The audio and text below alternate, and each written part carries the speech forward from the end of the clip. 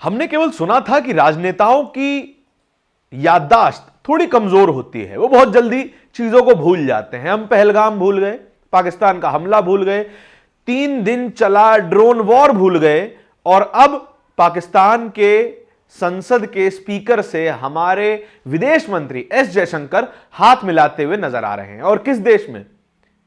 बांग्लादेश की राजधानी ढाका में। वही ढाका जहां पर दीपू चंद्र दास नाम के एक हिंदू युवक की हत्या कर दी गई, उसको लिंच किया गया, फिर उसकी लाश को पेड़ पर लटकाकर आग के हवाले कर दिया गया। और इस सब पर भी भारत की सरकार, विदेश मंत्रालय सब शांत रहे और कोई प्रतिक्रिया नहीं आई।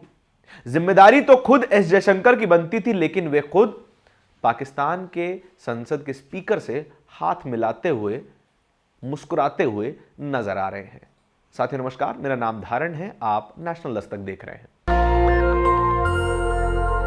आज सुबह एक फोटो बहुत ही वायरल होने लगा।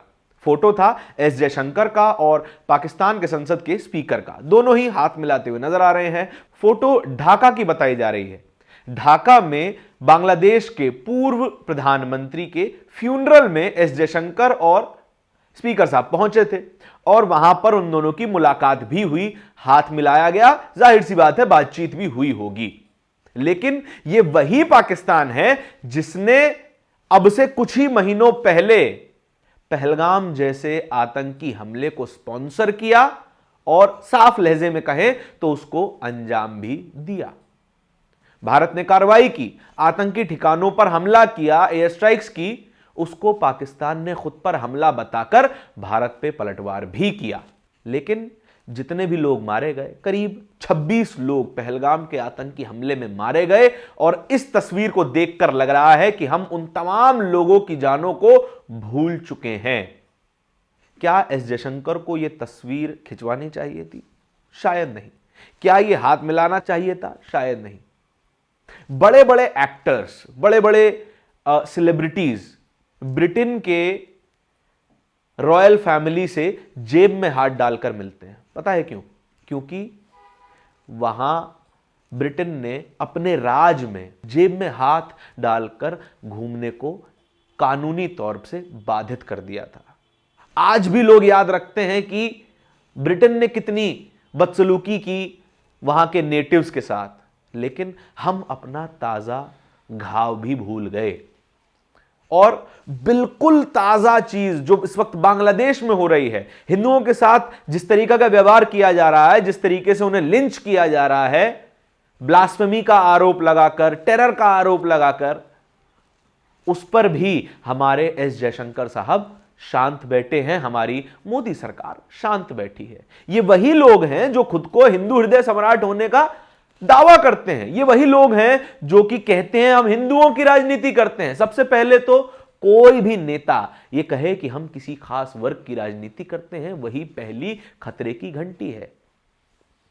कांग्रेस पर इल्जाम लगता है कि वे मुस्लिम तुष्टीकरण की राजनीति करके लंबे समय तक सत्ता में बने रहे। तो फिर भारतीय जनता पार्टी आज क्या कर रही है? असल में